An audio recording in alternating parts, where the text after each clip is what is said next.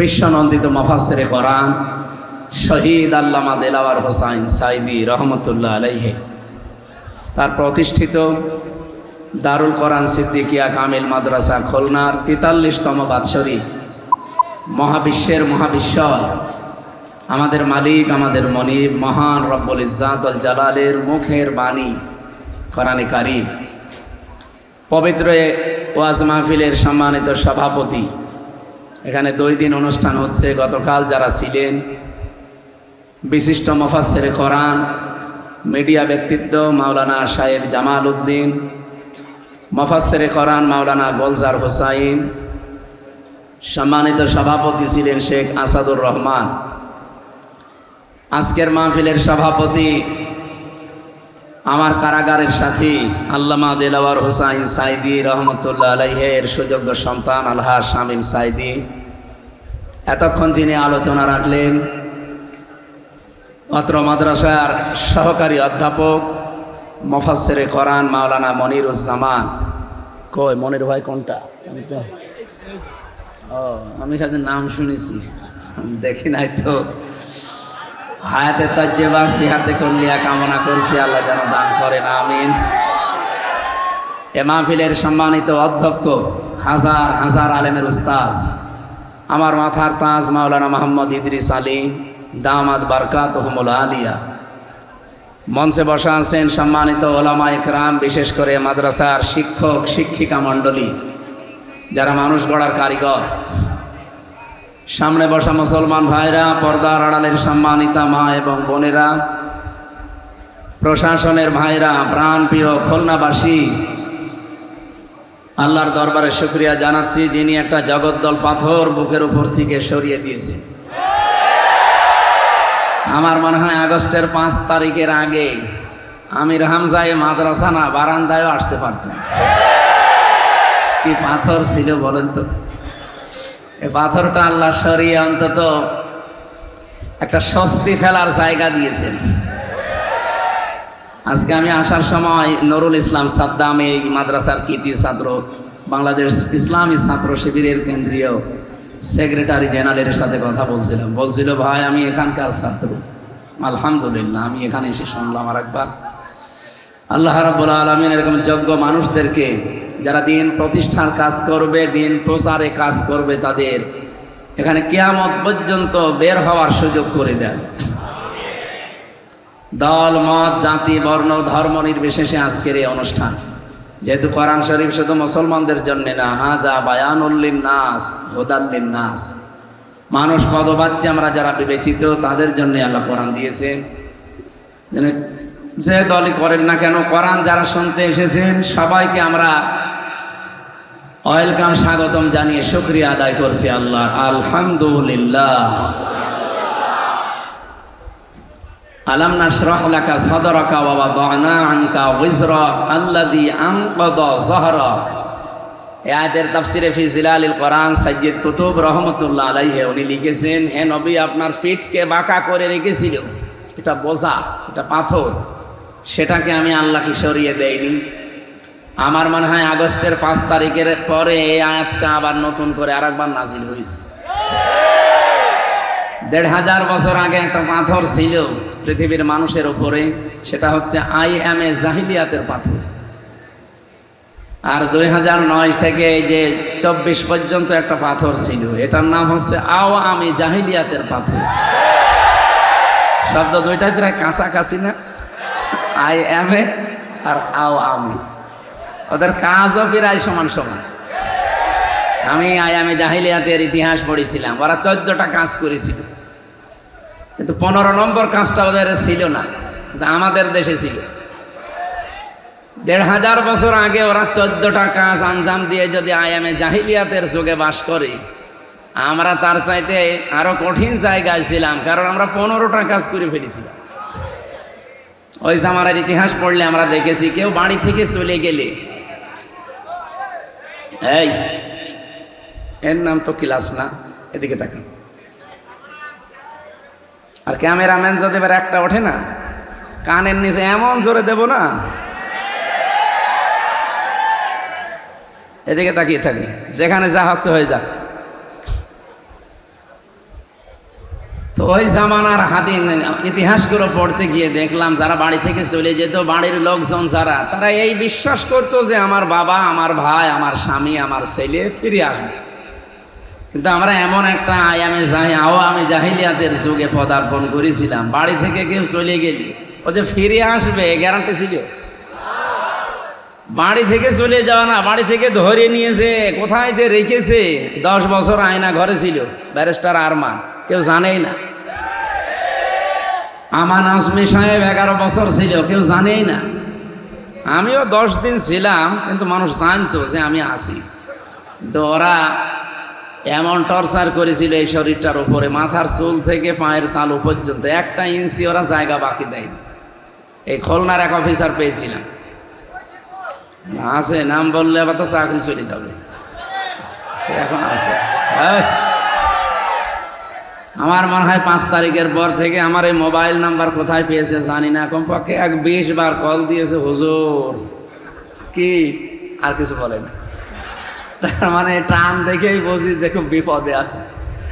আমি রিমান্ডে যেরকম বিপদে ছিলাম মাটির নিচে, ওরাও এরকম বিপদে আছে, খুব চুরি করে এদিক ওদিক করে আসে। যাই থাক, যদি ভালো হওয়ার নিয়ত থাকে যে ভালো হয়ে যাবে, আর যদি আবার আপার কথা মতো শয়তানি লাগে তাহলে তো সমস্যা। এই জন্য আবেগে কেউ কান দেবেন না ভাই, বিবেকটা কাজে লাগাবেন। বহু মানুষ এখনো পর্যন্ত আমরা দেখছি আবেগে আছে, মনে করছে যেই আপা বলে যে চট করে আসতেছি, এ তখন লাফায়। আপনি কি গোপালগঞ্জের দিকে একটু তাকাতে পারেন না? পাশেই তো, পেছনে কি লাল হয়েছিল দেখেছি? ওই সময় শুনতাম গোপালগঞ্জ থেকে কেউ ঢাকায় গেলে, বসে গেলে 300 টাকা, দাঁড়িয়ে গেলে 1000 টাকা। আমরা চাই না যে দেশে আর কারো পেছনে আবার ওরকম হয়ে যাক। কি কথা বলে না কেন? আপনারা যাই মনে করেন, বাংলাদেশ কিন্তু আগস্টের 5 তারিখের আগে আর নেই। এখন এপ্রিলের 28 তারিখ, সামনে আর একটা আগস্ট আসতেছে। আমরা দাবি জানাচ্ছি এখানে, যদিও মাদ্রাসার অনুষ্ঠান, তারপরও মাজলুম মানুষের পক্ষে দাবি জানাচ্ছি, আমার কারাগারের সাথী জিন্দা শহীদ জনাব ATM আজহারুল ইসলাম, এই মাজলুম মানুষকে যেন আগামী মাসের 6 তারিখে যে ডেট দিয়েছেন, আর বাঙালিকে হাইকোর্ট দেখাবেন না, তাকে মুক্ত করে দেওয়া লাগবে। কারা চান এটা দেখে? লিল্লাহি তাকবীর।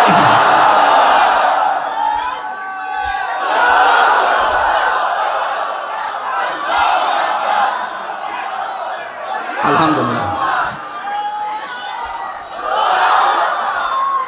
রাজনৈতিক আদর্শের বিভিন্ন জায়গায় যারা আছেন তারা হয়তো একটু মন খারাপ হতে পারে।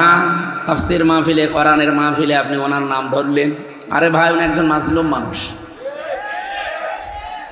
এখন যিনি আন্তর্জাতিক অপরাধ ট্রাইব্যুনালের প্রসিকিউটর আছে, আপনি দেখেছেন, উনি জানিয়েছেন এই পৃথিবীর 8ম আশ্চর্য জিনিস হচ্ছে ATM আজহারুল ইসলামের এই মিথ্যা রায়টা।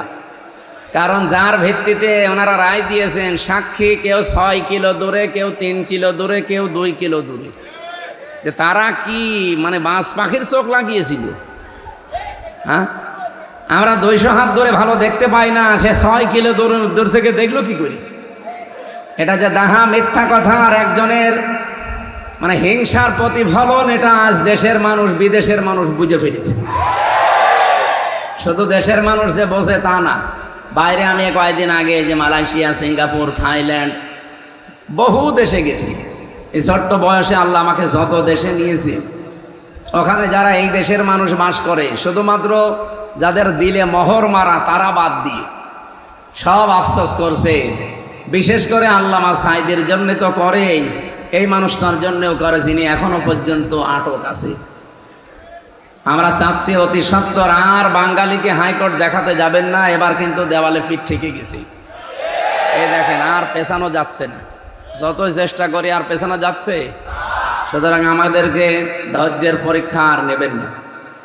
সামনে যদি 5 তারিখ আবার চলে আসে না, এত বড় বিশাল শিকড় যদি কেটে ফেলতে পারে দেশের জনগণ, আপনাদের যত বড় শিকড় থাকবে না।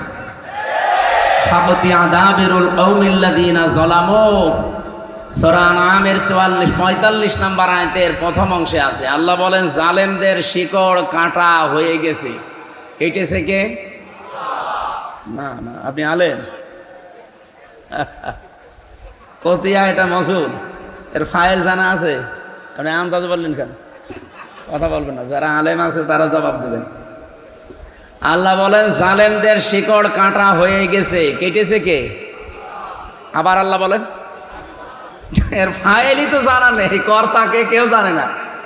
আপনি দেখেননি আগস্টের 5 তারিখের পরে এই দেশে 630টা থানা, কম বেশি জালেমদের বাড়ি ঘর যেখানে ছিল ভেঙেছে কে কেউ জানে না, কিন্তু ভাঙা হয়েছে। আমার কুষ্টিয়ার হানিফ সাহেবের বাড়ি, আপনি আগস্টের 5 তারিখে বিকালবেলা যেয়ে দেখি পায়খানার প্যান পর্যন্ত খুলি নিয়েছিল। কি গো, ভাঙলো কে কেউ জানে না। এমনকি এখানে আল্লামা সাঈদীর জীবনের 2টা স্বপ্ন শুধু পূরণ হয়নি, বাকি যত স্বপ্ন তিনি দেখেছিলেন আল্লাহ সবগুলো পূরণ করেছেন। সারা জীবন দোয়া করতেন, আল্লাহুম্মা ইন্নী আসআলুকা শাহাদাতান ফি সাবিলিক, হে আল্লাহ আমি তোমার রাস্তায় শাহাদতের মরণ চাই। আমি 3 বছর তার পাশের ছেলে ছিলাম, খালি মাঝখানে একটা দেওয়াল ছিল, উনি 1 নম্বরে আমি 4 নম্বরে। একদিন আল্লাহর এই বান্দার সাথে দেখা হয়েছিল 10 মিনিটের জন্য হাসপাতালে। আমি যে বললাম যে হুজুর আমাকে চিনতে পারছে? কে? আমির হামজা, কুষ্টিয়া। প্রথমে উনি জিজ্ঞাসা করলেন যে আমার আব্দুল ওয়াহেদ ভাই কেমন আছে, জামাত ইসলামের যিনি এমপি ছিলেন কুষ্টিয়া জেলা আমির। বললাম উনি নেই, উনি মারা গেছে। এরপরে আমারে বলছে হামজা, আলামিন, জামাল, তারেক মনোয়ার, এই 4-5 জনের নাম বললো। বলছে মাসুদ আর শামীম এসে তোমাদের নাম বলে। আমার 2টা কথা আমার ভালোভাবে এখনো মনে আছে। মাথায় হাত দিয়া বললাম একটু দোয়া করে, যেহেতু 10 মিনিট পরে তো সিরিয়াল আমাদের। চট্টগ্রাম এবং খুলনায় যদি তুমি বের হয়ে যেতে পারো, জনতাকে জানাবা জীবনে কোনোদিন কোরআনের কথা বলতে আমি পিছপা হইনি। তোমাকেও বললাম যদি বের হতে পারো কোনোদিন কোরআনের কথা বলতে পিছপা হবা না। আমার মনে হচ্ছে হাতটা এখনো মাথায় লেগে আছে। তার জীবনের 2টা স্বপ্ন শুধু পূরণ হয়নি, তিনি বলেছিলেন চর্মচোখে আমি কোরআনের রাজ বাংলাদেশে কায়েম হয়েছে এটা যেন দেখে যেতে পারি। উনি পারেননি, পেরেছেন। আর একটা স্বপ্ন ছিল এই ময়দানে উনি কিয়ামত পর্যন্ত শুয়ে থাকতে চেয়েছিলেন। খুলনার যে জালেমগুলোর কারণে এখানে থাকতে দিল না, কই তারা কোথায় আছে? আমি আসার সময় শুনছিলাম তাদের বাড়ি ঘর আর নেই, সব মিশে গেছে। আল্লাহ রাব্বুল আলামিন এই কথাটা 1500 বছর আগে জানিয়েছেন। সূরা নমল 19 নম্বর পারা 20 নম্বর পৃষ্ঠার 7 নম্বর লাইনের 152 নম্বর আয়াতে আছে, ফাতিলকা বুয়ুতুহুম খাবিয়াতাম বিমা যালামু। আল্লাহ পাক বলেন এই সেই ঘরগুলো। আল্লাহ যেন এভাবে কুদরতি আঙ্গুল দিয়ে দেখাচ্ছে বাংলার মানুষকে যে এই সেই ঘরগুলো। আল্লাহ বাইতুন দিতে পারতেন, বয়ুত দিলেন কেন? এটা তাফসিরে মাযহারিতে আছে। আল্লামা সানাউল্লাহ পানিপতি রহমতুল্লাহ আলাইহি উনি ব্যাখ্যা করতে গিয়ে বাইতুনের বহুবচন বয়ুতের ব্যাখ্যায় দিয়েছেন। আল্লাহ যেন আঙ্গুল দিয়ে দুনিয়ার মানুষকে দেখাতে চায় যে এই সেই ঘর।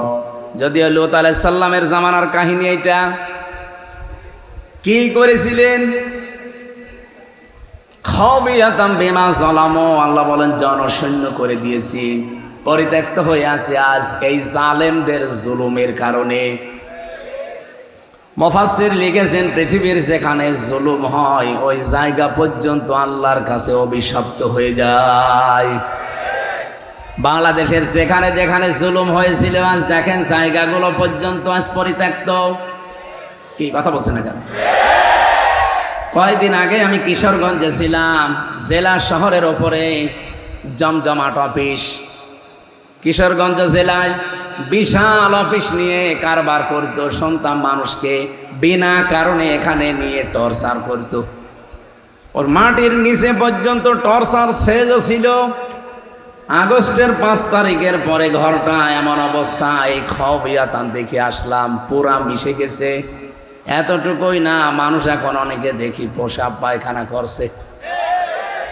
ড্রাইভারকে বললাম গাড়িটা একটু থামান, তাকিয়ে দেখি কেউ এদিকে কেউ এদিকে কেউ এদিকে, মুখ দিয়ে মনে হচ্ছে জামাতবদ্ধ টয়লেট চলছে।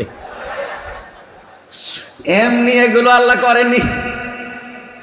খাওয়াতান বিমা জলামো, আল্লাহ পাক বলেন এগুলো আমি আল্লাহ একেবারে জনশূন্য পরিত্যক্ত করে দিয়েছি, উজাড় গৃহ বানিয়ে দিয়েছি এদের জুলুমের কারণে।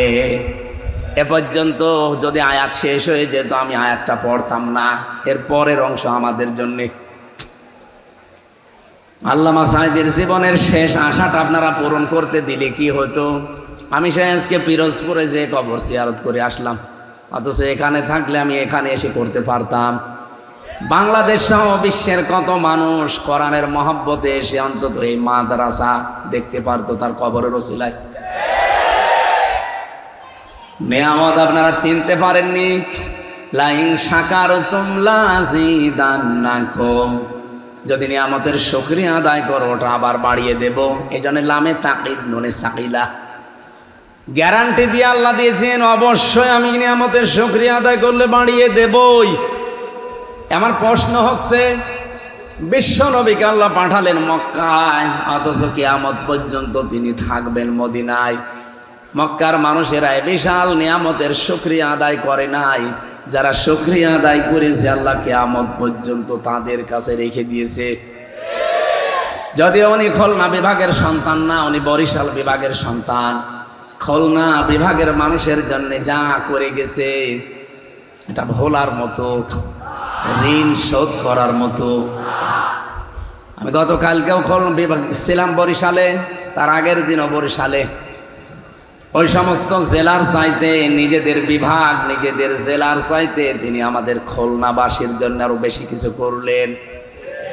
এতটুকু আশাই তো ছিল যে এখানে তিনি কিয়ামত পর্যন্ত ঘুমিয়ে থাকবেন, কেন দিলেন না?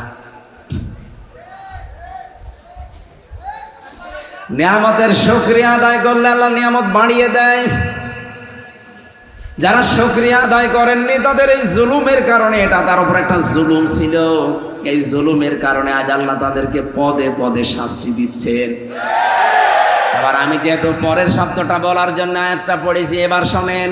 ইন্না ফি যালিকা লাআয়াতান লিকাউমিন ইয়ালামুন। আল্লাহ প্রথমে ইন্না দিয়েছেন, মাঝখানে লামে তাকিদ দিয়েছেন। রব্বুল আলামিন দুইটা গ্যারান্টি দিয়ে জানাতে চেয়েছেন অবশ্যই অবশ্যই এর ভেতরে যারা জ্ঞানী তাদের জন্য শিক্ষা আছে। কি শিক্ষা আছে এখানে? জালেমদের এত বড় শিকড় আপনি টের পাননি তাই। ইউনিয়নের দারোয়ান থেকে শুরু করে একেবারে সাংসদ পর্যন্ত আপনি একেবারে প্রত্যেকটা জায়গায় দেখবেন থরে থরে জালেমদের স্তর সাজানো ছিল। আমার রিমান্ডে প্রায় 8 দল এসেছিল, সব থরে থরে সাজানো ওদের লোক। আমাকে ধরা থেকে একেবারে জামিন পর্যন্ত যারা, সব ওদের। আমার পক্ষে শুধু একটা উকিল ছিল, তা উকিলের কথা শুনলেও চলে, না শুনলেও চলে। অথচ মামলার রায় ওদের, রিমান্ড যিনি চাইবে সে ওদের, বিচারক যিনি বসে আছে সে ওদের, যেখানে নিয়ে রিমান্ডে আয়না ঘরে নিয়ে নির্যাতন করবে তারাও ওদের। এই যে 8টা বিভাগে কাজ করে যারা, তারা একটার পরে একটা এসেছে, সবগুলো মনে হচ্ছে ওদের ধাঁচে তৈরি করা মাল। একেবারে খাপের খাপ বানিয়ে বানিয়ে পাঠিয়ে দিয়েছে। কতবার যে আল্লামা শহীদ দেলাওয়ার হোসাইন সাঈদী রহমতুল্লাহ আলাইকে গালি দিয়েছে আমার সামনে, আমার মনে হয় কমপক্ষে 200 বার তো হবেই। আরে ভাই, বিষয়টা তো আমার সাথে, আপনি আমারে প্রশ্ন করেন, ওনারে টেনে এনে গালি দেন কেন? ডরে গালি দিলে আপনার কষ্ট লাগবে, একটা কথা হলো। খুলনাবাসী, আমি এখান থেকে যে বিষয়টা বের করতে পেরেছি, জালেমদের এত বড় থরে থরে সাজানো শিকড় যদি কেটে ফেলা হয়ে যায়, এখন কোন শিকড় জালেমদের আছে? দু একটা আছে যেগুলো ইঁদুরের গর্ত পাচ্ছে না। আল্লামা সাঈদীর ফাঁসির রায়ের দিন যিনি মিষ্টি দিয়েছিল কক্সবাজারে, এত মিষ্টি বিলেতন করেছিল ওই বাঁটটা জাফর, ওর নাম ছোট তো মানুষ এলাকায় বাঁটি জাফর বলে ডাকে। ওরে কালকে ধরেছে, রিমান্ডও নিয়েছে। আমার মনে হয় ওরে বাঁটি বানিয়ে ফেলায় দরকার। এমনি বাঁটা দেখলাম।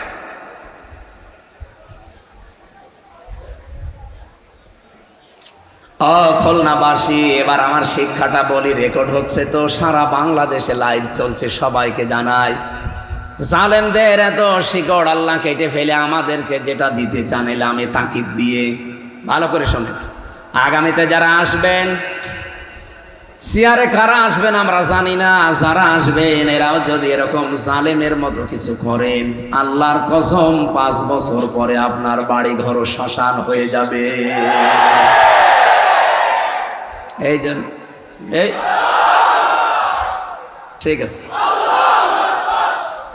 সময় কম তো আমরা বেশি, এই জন্য সাধু সাবধান। বাংলাদেশের জরিপগুলো আপনি দেখতে পেয়েছেন আশা করছি। আগস্টের 5 তারিখের আগে আমি একটা জরিপ পেয়েছিলাম। এগুলো তো আর আমরা বানাইনি, খ্রিস্টানরা বানিয়েছে। মাইক্রোসফট, পৃথিবীতে 257টা রাষ্ট্র আছে, তার ভেতরে বাংলাদেশ সবচাইতে বড় রাষ্ট্র। আমি কয়েকদিন আগে মালয়েশিয়া ছিলাম, ওইটাও বাংলাদেশের সাথে 5 ডবল বড়। সৌদি আরবে গিয়েছিলাম, ওটা বাংলাদেশের সাথে 14 ডবল বড়। এই যে ইন্ডিয়াতে তো বহু জায়গায় গেছি, এটা চাইতে ওইটা 29 ডবল বড়। আমেরিকা বাংলাদেশের 59 ডবল বড়।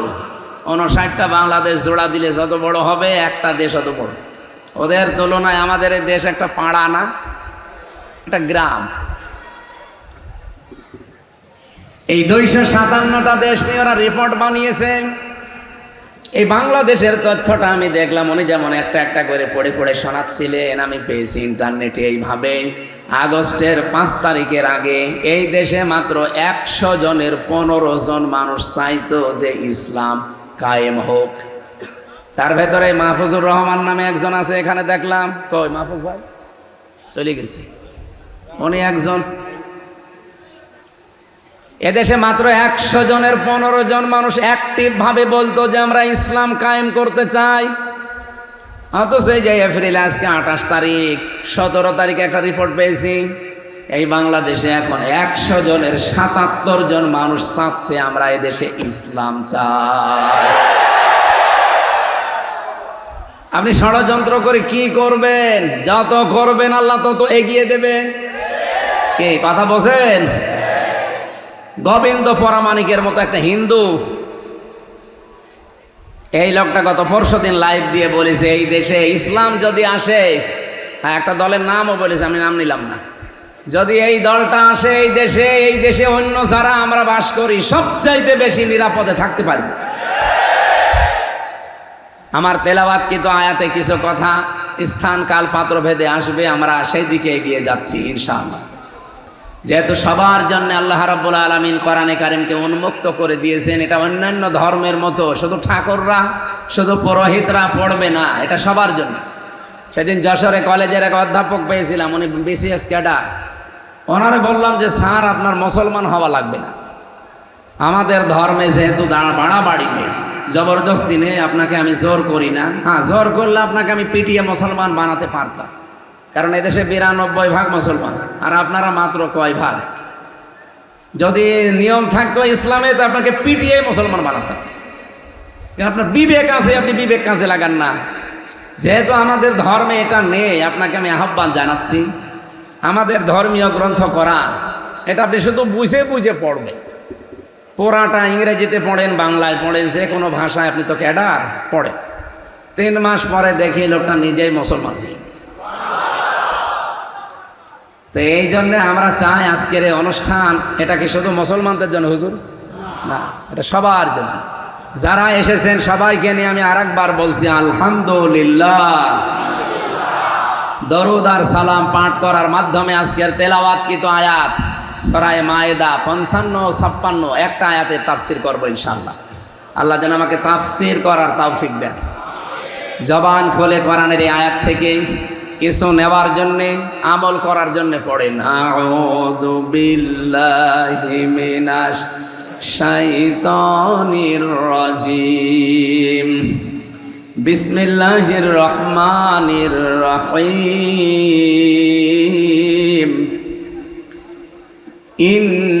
ইন্নামা ওয়ালিয়ুকুমুল্লাহু ওয়া রাসূলুহু ওয়াল্লাযীনা আমানু ইলা আখিরি আয়াত।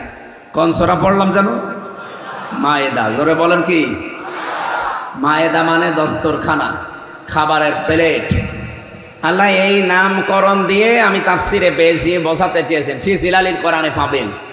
এই বিশ্বাস যেন আমাদের ভেতরে বদ্ধমূল হয় যে খাবারের চিন্তা আমাদের না, খাবারের চিন্তা কার? না ভারতের। ওরা তো আমাদেরকে ভয় দেখিয়েছিল না, যে না খাইয়ে মারবো। মনে হচ্ছে যে ওদেরকে আমরা বিশ্বাস করে বসে আছি যে আপনারাই আমাদের সব কিছু খাওয়া।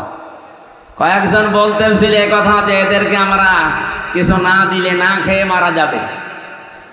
অলরেডি আমরা দেখেছি ওদের বর্ডার এলাকাগুলোতে ওদের পেঁয়াজ আলু পচে পচে নষ্ট হয়ে যাচ্ছিল। আপনারা যত চাপাবাজি করেন, বুবুজও আর এখন নেই। বুবুর জন্য আপনারা চাপাবাজি করতে, বুবুই তো আপনাদের কাছে।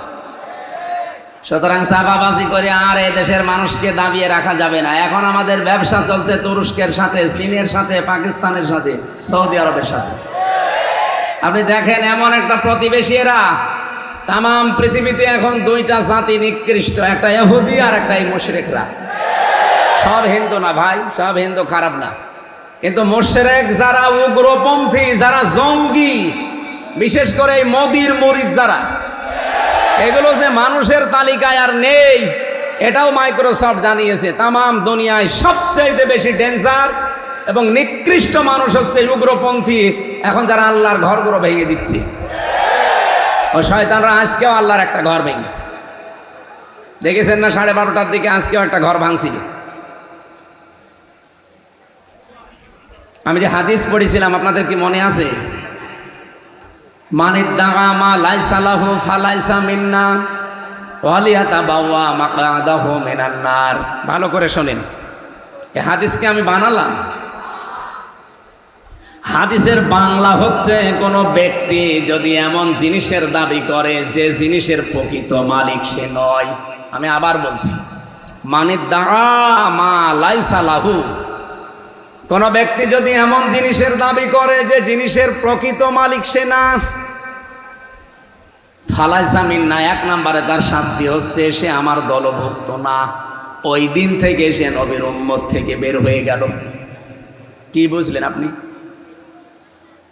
আজকে যে ঘরগুলো ভেঙ্গে ভেঙ্গে আপনারা আহ্বান জানাচ্ছেন, না ওদের তো আপনারা বলা ঠিক না, তোরা ওই শয়তানদের সম্মান দিলে আমার আল্লাহর আরো কষ্ট পাবে।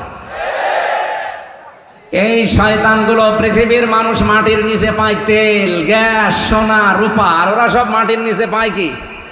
খালি মন্দির পায়। তাও যেখানে সেখানে মন্দির পায় না, শুধু মসজিদের নিচে পায়। আমার যদি ক্ষমতা থাকতো না, একবার আগা থেকে গোড়া পর্যন্ত পিটাতাম। মুসলিম আইন করে আমাদের, এই যে ওয়াকফ আইন, অবৈধ আইন করে আমাদের বাপ দাদাদের দেওয়া হাজার হাজার বিঘা জমি জায়গা এখন তারা দখল করে নিচ্ছে। আজকেও 3টা মাদ্রাসায় তালা লাগিয়েছে। আমার মনে হচ্ছে এগুলো যদি বিশ্বের 57টা মুসলিম রাষ্ট্রের প্রধানরা এখনো জেগে না ওঠে, কয়দিন পরে দেখেন এ দেশের কি হয়। আমি তো আমার এই ছোট্ট 33 বছর বয়স, আমার 92 সালে জন্ম। সব চাইতে বেশি সময় কাটিয়েছি ভারতে, কারণ এই দেশে তো আমার মানে কুষ্টিয়া জেলা নাই, খুলনা বিভাগে ঢুকতেই দিত না। আমি বাড়ি আসার আগে দেখি 2 গাড়ি পুলিশ বসে আছে। কি গো, আমি বাড়ি আসি কখন আমি নিজে জানি না, অথচ ওরা মনে হয় ফেরেশতা জিবরাইল ওদের বলে দেয়। বাড়িও আসতে দিত না শয়তানরা। কি করবো, বাধ্য হয়ে দাদাদের কাছে থাকা লাগতো। আমি দেখেছি ওদের এই ঘৃণ্য ষড়যন্ত্র, যেটা জঘন্য মানুষেরা, এরা যে জিনিসের মালিক তারা না, সব দখল করে নিচ্ছে একটার পরে একটা। 3টা মাদ্রাসা, এগুলো আমাদের পূর্বপুরুষরা ওয়াকফ করে দিয়েছিল। মাদ্রাসা, মসজিদ, খানকা, ঈদগাহ, গোরস্থান, এগুলো সব মুসলমানদের সম্পদ ছিল। 850 বছর এলাকাগুলো মুসলমানরা শাসন করেছে। বলেন, এটা রেকর্ড হচ্ছে বলে বললাম, অথচ আজ একটার পর একটা সব দখল করে নিচ্ছে। গত পরশু দিনও 10টা মাদ্রাসায় তালা লাগিয়েছে। এমনকি দারুল উলুম দেওবন্দকে 1 মাস সময় দিয়েছে যে খালি করা লাগবে, ওইটাও নাকি তাদের। আপনারা যা আরম্ভ করেছেন, বিশ্বের অন্যান্য জাতি বিশেষ করে খ্রিস্টান যারা আছেন, আপনারা কি আপনাদের বিবেকের উপর কি কুকুরে প্রসাব করেছে? এটা ট্রাম্প। আপনি তো খ্রিস্টান, আপনার মেয়েকে আপনার মাকে উলঙ্গ করে ভারতের ময়দানে ওরা হাঁটিয়েছে, এই উগ্রপন্থী হিন্দুরা। এক কথা বললেন না? 22 সালে ওরা আপনার মেয়েকে আপনার মাকে উলঙ্গ করে হাঁটিয়েছে, এই মোদির গোষ্ঠী। আপনার মেয়ে মা যাদেরকে উলঙ্গ করে রাজপথে হাঁটাতে পারে, আর তাদের পক্ষে পেছনে থাকবেন মানে? আপনার বিবেকটা একটু জাগ্রত করেন। মানে ইমান নেই আমরাও জানি, কিন্তু বিবেক তো আছে। আর হিন্দু সাধারণ যারা আছে তাদেরকে আহ্বান জানাচ্ছি, সবাই জেগে ওঠেন ভাই, এই মোদি নামে এই মাতালটাকে থামান। এই দেশে যারা অন্যান্য সংস্থা কাজ করছেন, আমি নাম নিলাম না তাদের, আপনারা একটু বিবেকটা কাজে লাগান, এই লোকটাকে থামান, নাই তো পৃথিবীও বসবাসের অযোগ্য করে ফেলবে। আমরা আতঙ্কে আছি ওই শয়তানদের কারণে। আমরা যদি এখন এই বাংলাদেশে 92% মুসলমান আওয়াজ তুলি, ঢাকার স্বামীবাগের ইস্কন মন্দির, এর নিচে 500 বছর আগে মসজিদ ছিল, এটা ভেঙে এখন মসজিদ বানাবো, মেনে নেবে? তাহলে আমাদের কেমন কষ্ট হচ্ছে বলেন?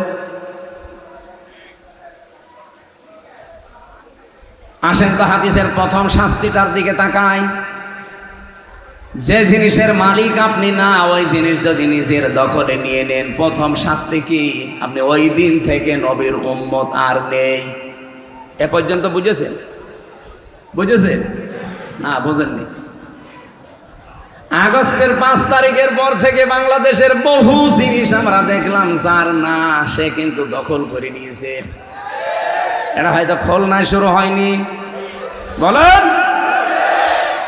কেউ ঘাট দখল, কেউ বাজার দখল, কেউ হাট দখল, কেউ নদী দখল, কেউ দোকান দখল, কেউ বাড়ি পর্যন্ত দখল করে নিয়েছে।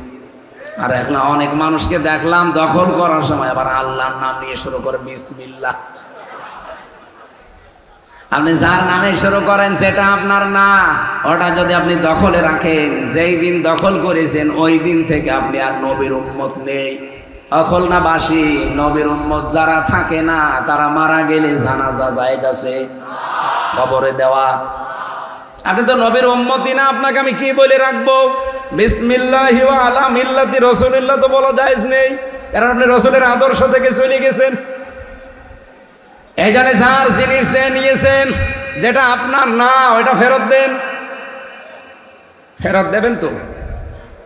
এখানে ওই মানুষ আসেনি আমি জানি, যারা শুনছে তাদের বলছি। এটা শুধু খুলনা না, সারা পৃথিবী ছড়িয়ে যাচ্ছে।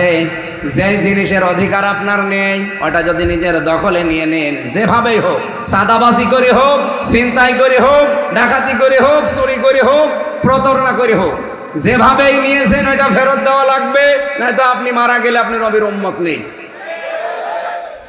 হ্যাঁ, এখানে হাদিসের টিকায় হাজার হাজার আলেম তৈরি করে যারা, হাদিসের টিকা দেখবেন 2টা পয়েন্ট লেখা আছে।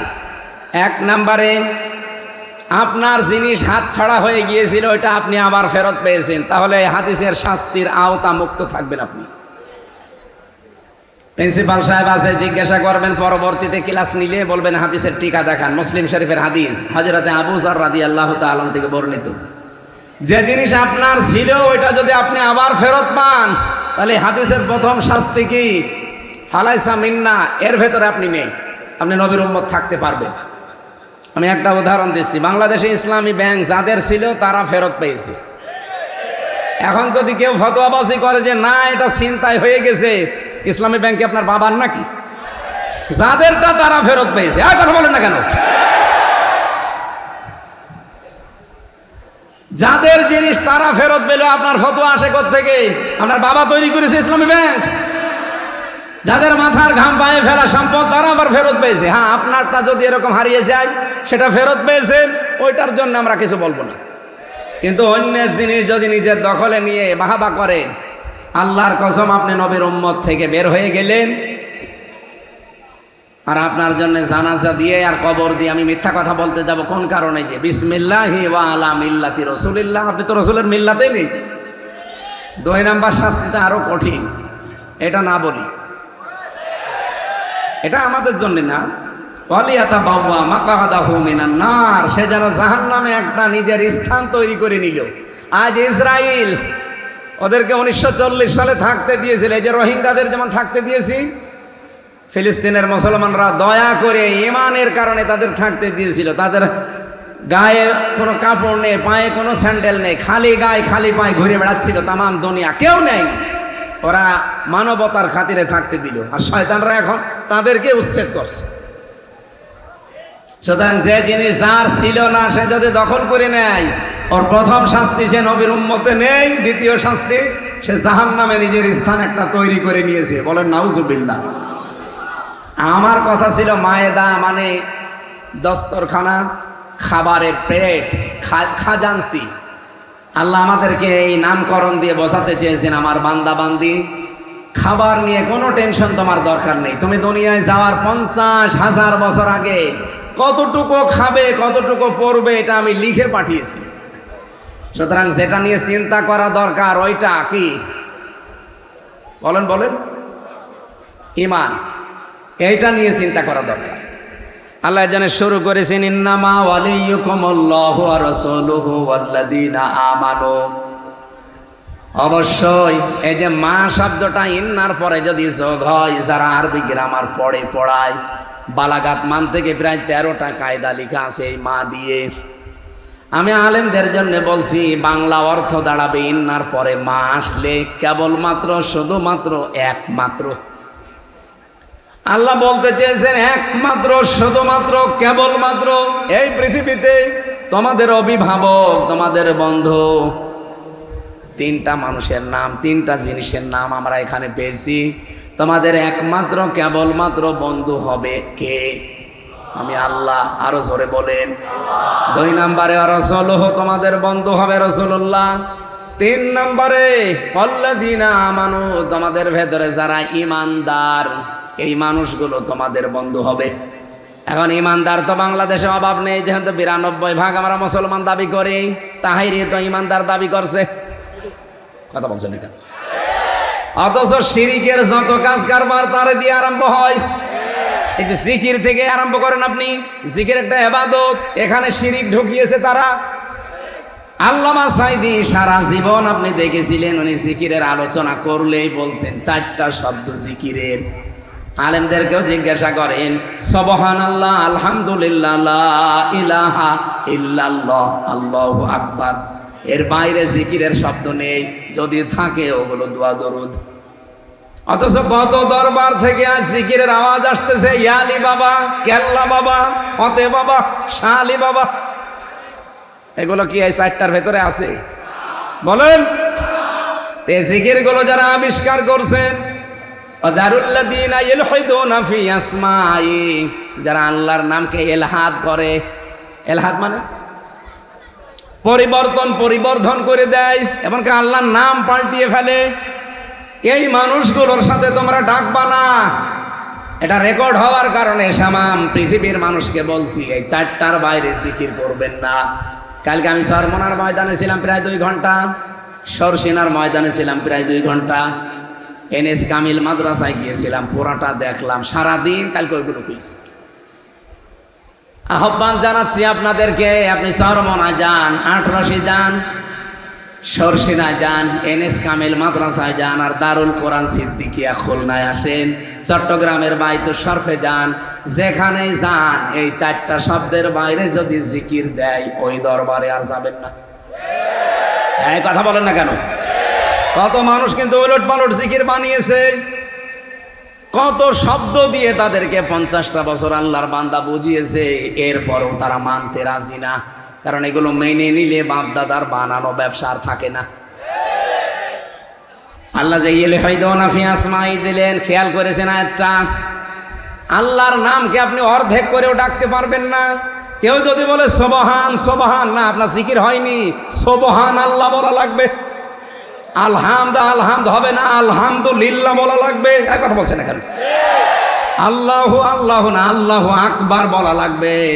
লাইলা লাইলা লাইলা না, লা ইলাহা ইল্লাল্লাহ বলা লাগবে।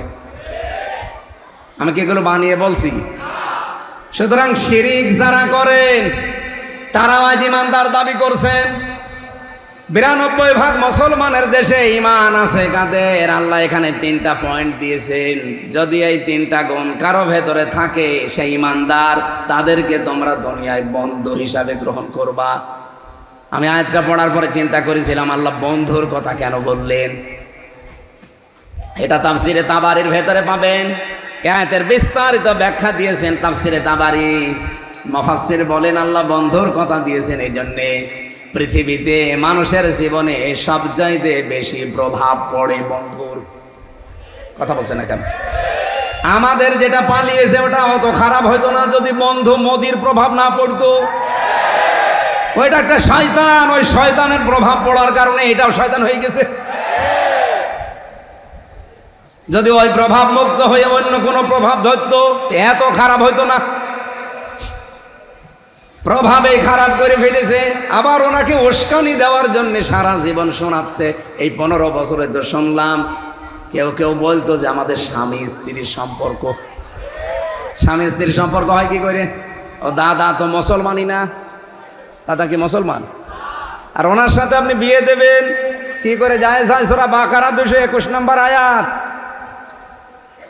ওয়ালা তানকিহুল মুশরিকিনা হাত্তা ইউমিনু ওয়ালা তানকিহুল মুশরিকাতি হাত্তা ইউমিননা। এই আয়াতগুলো আল্লাহ খেলা করার জন্য দিয়েছেন। কোন মুশরিক পুরুষ যদি ঈমান না আনে তার সাথে কোন মুমিনা নারীর বিয়ে দেওয়া জায়েজ নেই। এই ফতোয়া আমি বানালাম। বলেন বলেন, আপনি কোন কারণে এই কথা ছড়িয়েছেন যে আমাদের স্বামী স্ত্রীর সম্পর্ক হয় কি করে? দাদা তো মুশরিক, এরপরও দাদা মুসলমানই দেয়নি। আর জীবনে এখন ওনার যে বয়স, এ বুড়ো বয়সে যদি মুসলমানি দিয়ে বিয়ে করা লাগে, ও ছাতা হাজাম পাবেন কোথায়? ওস্তাদরা আছে এই জন্য আমি বলতে পারছি না, এখন বুড়ো হাজাম লাগবে। আর বুড়ো হাজামের হাতে আপনি যদি ছুরি দেন, ও ছাতা দেখা যাচ্ছে আগাকার দিয়ে গোড়া কেটে ফেলিস। না, হাসির খোরাকি দেয়নি, এটাই বাস্তব। আপনি বলেন এ দাদার মুসলমানি দিতে বাংলাদেশে কোনো হাজাম পাবেন? আপনি যদি হাজাম পান আমি তারে টাকা দেবো, চলেন। কে যাবেন? দিল্লি চলেন, ওরে মুসলমানি দিয়ে আসে। না, এই যে ফেসবুকে কিছু উল্টাপাল্টা কথা আসে, তো এই জন্য এটা বললাম। অনেকে বলছে কিছুদিন পরে নাকি আমাদের ভাগ্নে আসতেছে। একটা কথা হলো, ওটা তো মুসলমানই জায়েজ নেই, আর ভাগ্নে হবে কি করি? সুতরাং দুইটা যেহেতু আছে, দুইটাই থাক। আর যদি একটা চলে আসে তা আমরা তারা রাখবো কোথায়? আর তার পরিচয় দিতে গেলে সমস্যা হবে না? এই জন্যে মেয়ে যখন আছে একটু হেফাজতে রাখবেন, কাছাকাছি আসবেন না। এই কথা বলছেন না কেন? কারণ ওদের তো চরিত্রে ঠিক নেই। ও দাদার চরিত্র আছে, আপনি দাদার জীবনী পড়িয়ে দেখেন, দাদার বউ নেই। এই জন্য একটা গান শুনছিলাম, মোদিরও বউ নেই। ওইটা বলার দরকার নেই। এই আমাদের মেয়ে নাই, আমাদের মেয়ে রেকর্ড হচ্ছে তো খারাপ ভাবো, ওরটা বলেন, অসুবিধা নেই। সম্মানিত ভাইরা, বন্ধুর প্রভাব মানুষের জীবনে অনেক বেশি। আয়াতের তাফসিরে ফেরাউনের জীবনী নিয়ে এসেছে। ফেরাউন পুরাটা জীবন আমি পড়লাম, এত খারাপ না। ওকে খারাপ করার পেছনে কারণ হচ্ছে ওর বন্ধু হামান টাক। এ সারা জীবন ফুসলিয়েছে। ও কিন্তু ওই গোরস্থানের দারোয়ান ছিল, এখান থেকে এ পর্যন্ত খোদা পর্যন্ত দাবি করিয়েছে। এর পেছনে ওর বন্ধু এই হামান টাক। আমাদেরটা এরকম খারাপ হওয়ার পেছনে কারণ হচ্ছে ওদের বন্ধু। যেন বন্ধুর নামটাই প্রথমে দিয়েছেন অলিজন, মানে বন্ধু, অভিভাবক। অবশ্যই তোমাদের একমাত্র বন্ধু আমি আল্লাহ। বাংলার মুসলমানেরা আল্লাহকে যদি কেউ বন্ধু হিসাবে পেতে চায়, আমরা চাই না। আরো জোরে বলেন। আল্লাহ পাক বলেন আমি আল্লাহ নিজেই বন্ধু হয়ে যাব কাদের জানো? ইন আল্লাহু ওয়ালিয়ুক আল্লাহু ওয়ালিয়ুল্লাযীনা আমানু। সূরা বাকারার 257 নম্বর আয়াতের প্রথম অংশে আছে, যারা ঈমান আনবে আমি আল্লাহ নিজেই তাদের বন্ধু হয়ে যাব। এখন প্রশ্ন, আমাদের ঈমান তো আমি এনেছি না। ঈমান আপনি দাবি করলেই হবে না। ঈমান আপনার ভেতরে আছে কিনা এটার জন্য আপনাকে পরীক্ষা দেওয়া লাগবে। সাহাবী প্রশ্ন করলেন, হে নবী, আমার যে ঈমান আছে আমি কিভাবে টের পাবো? বিশ্বনবী বলেন, ইদা সাররাতকা হাসানাতুকা ওয়া সাআতকা সাজ্জিআতুকা ফাআনতা মুমিন। যখন তোমার ভালো কাজগুলো তোমাকে আনন্দ দেবে আর অন্যায় কাজ দেখলেই ভেতর থেকে তোমার একটা বাধা আসবে, তখন বুঝবে তোমার ঈমান আছে। এই 54 বছর না, শুধু 15 বছরের দিকে তাকান। বাংলাদেশে বহু ভালো কাজ অনেকের কাছে ভালো লাগে নাই। কথা বলেন। এখানে আমি শুনলাম যে 19 জন শিক্ষক শিক্ষিকা এখনো পর্যন্ত বেতন পায় না।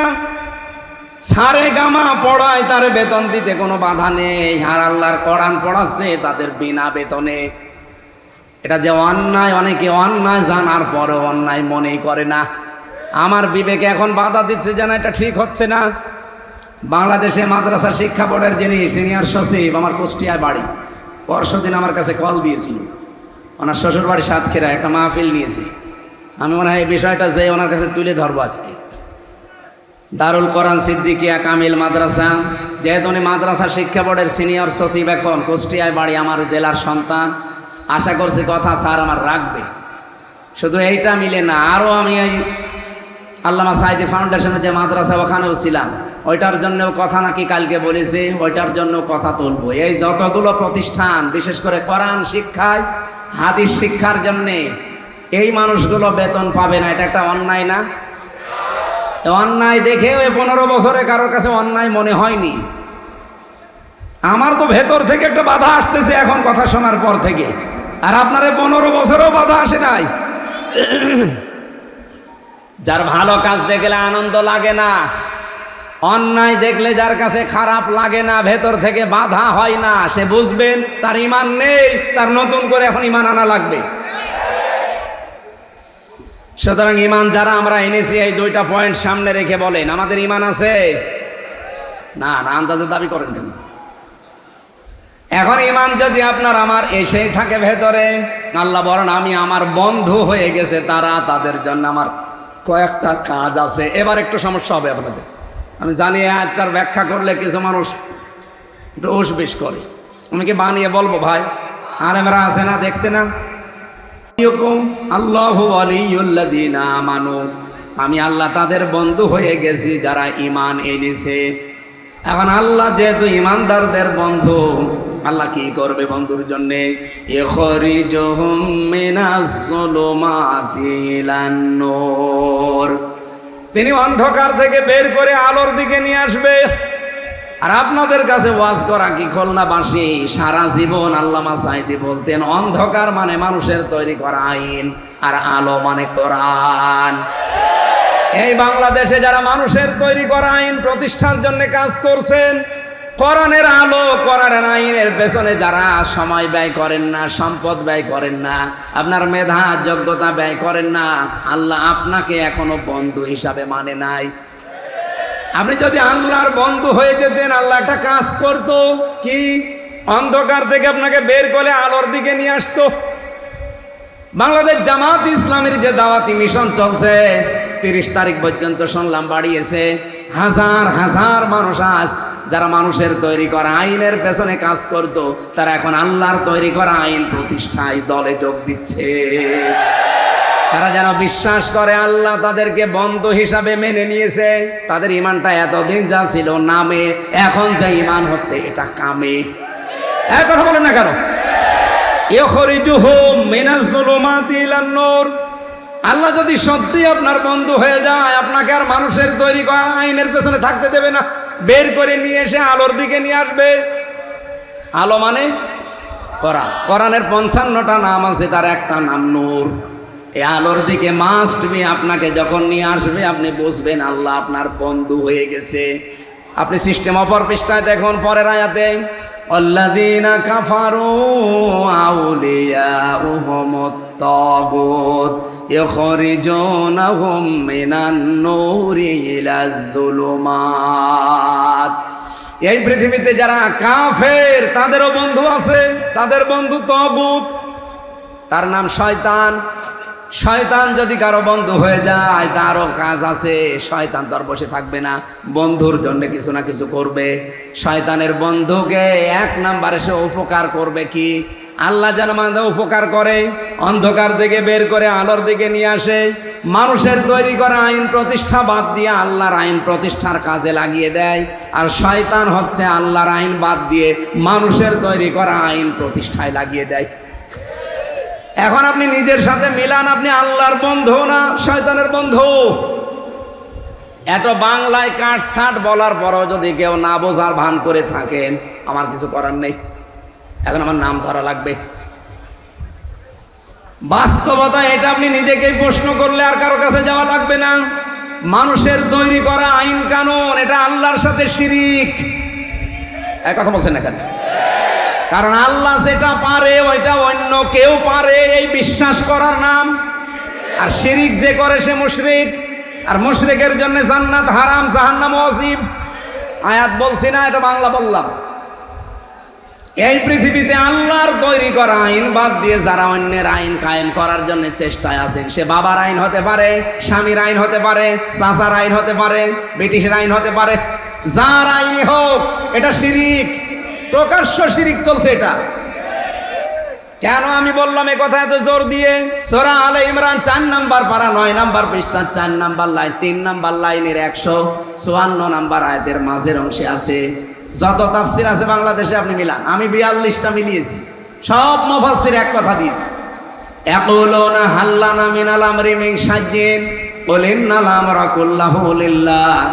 হে নবী, ওরা যদি প্রশ্ন করে যে আইন বানানোর ক্ষমতা আমাদের আছে, আপনি বলেন না আইন বানাতে পারে কে? শুধু আল্লাহ না, শুধুমাত্র আল্লাহ।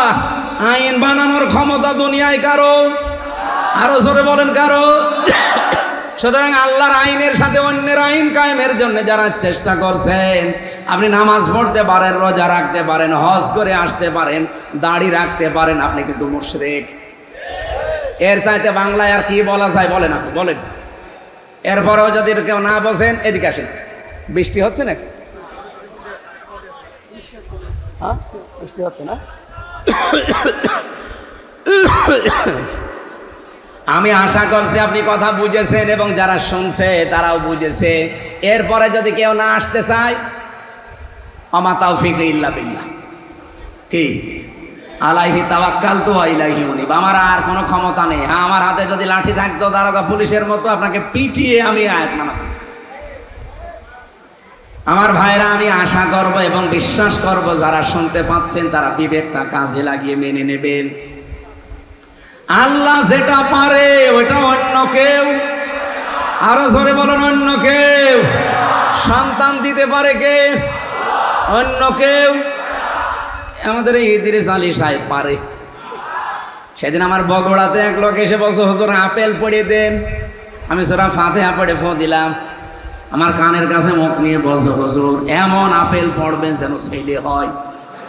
আপেল ফেলে দিলাম। আপেল কই? ফেলে দিস কেন? কেন মানে আপেল পড়ে যদি ছেলে হওয়ার ক্ষমতা আমার থাকতো? আরে ভাই, আপনাকে আমি বলেছি চা নিয়ে আসতে, কিছু লাগবে না? আমি কি মুরব্বী মানুষ যে আমার এটা ওইটা খাওয়া লাগবে? কিছু লাগবে না, যারা লাগে তাদের দেন। আর এখানে আসেন কেন? এখানে আসা লাগবে না ভাই, বসে থাকেন। আমার শরীরের ওপরে টর্চার না গেলে আগের ওই যে 19 সাল 20 সালের মতো যদি থাকতাম না, শয়তানরা আমার মনে হয় এই জন্যে টর্চার করিস বেশি। একেবারে মানে শরীরটা ধ্বংস করে দিস। আমার ভাইরা, ওনারে বললাম যদি আমার ক্ষমতা থাকতো যে আপেল পড়িয়ে দিলেই ছেলে হয়তো আমার ম্যাডামের 3টা ছেলে মেয়ে হইতো না। আমার ম্যাডামের 3 মেয়ে। কি বিশ্বাস নিয়ে মানুষ আছে দেখেন তো, কত মাজারে, কত কবরে, কত হুজুরের কাছে মানুষ এই নিয়তে যাচ্ছে যে কিছু পড়িয়ে দিলে মনে হয় ছেলে হবে, মেয়ে হবে। বলেন তো আসল ছেলে মেয়ে দেওয়ার মালিক কে? এটা যেন অন্য কেউ পারে বিশ্বাস আপনি না করেন। যদি করেন, নারী হোক আর পুরুষ হোক, সে মুশরিক। এক কথা বলেন না কেন? এই জন্য আল্লাহর আইন বাদ দিয়ে অন্যের আইন যারা কায়েমের চেষ্টায় আছেন, ভাই সাফ কথা, বাংলা কথা, আপনি আর ইমানদার নেই, আপনি মুশরিক হয়ে গেছেন। আশা করছি আপনি এখন ফিরে আসবেন। না আসলে আপনার কপালের দোষ, আমাদের দোষ না, কোরআনেরও দোষ না। 2 নম্বরে রাসূলুহু, তোমাদের রাসূল হবে বন্ধু। রাসূলকে আপনি বন্ধু হিসাবে পেতে চাইলে 3 দফা কর্মসূচি হাতে নেওয়া লাগবে। এই পৃথিবীতে বিশ্বনবী মুহাম্মদুর রাসূলুল্লাহর ভিশন এবং মিশন ছিল 3টা। পড়া কোরআন পড়ি আমি এই 3টা পেয়েছি। 1 নম্বরে তিনি তাওহীদ প্রতিষ্ঠার জন্য এসেছিলেন, 2 নম্বরে মানব অধিকার প্রতিষ্ঠার জন্য এসেছিলেন, 3 নম্বরে দ্বীন প্রতিষ্ঠার জন্য এসেছিলেন। কোরআনে কারিমে এই যে তাওহীদ প্রতিষ্ঠার জন্য ঐক্যবদ্ধ হওয়ার জন্য যে আহ্বান জানানো হচ্ছে সারা দেশে, বিভিন্ন আলেম ওলামা ইসলামী সংগঠনগুলো এই ডাকি আজ দিচ্ছে যে ঐক্যবদ্ধ হন, এক হন। এটা সিস্টেম কি হবে, কয়টা পদ্ধতি সামনে নিয়ে এগিয়ে যাওয়া লাগবে? সূরা আলে ইমরান 64 নম্বর আয়াতে আমার আল্লাহ 1500 বছর আগে এই তথ্যগুলো দিয়ে রেখেছেন। জায়েজ মানুষকে ঐক্যবদ্ধ হওয়ার জন্য এই 3টা মূল নীতিতে এগিয়ে যাওয়া লাগবে। বলে ইয়া আহলাল কিতাবি তাআলাউ ইলা কালিমাতিন সাওয়াইন বাইনানা ওয়া বাইনাকুম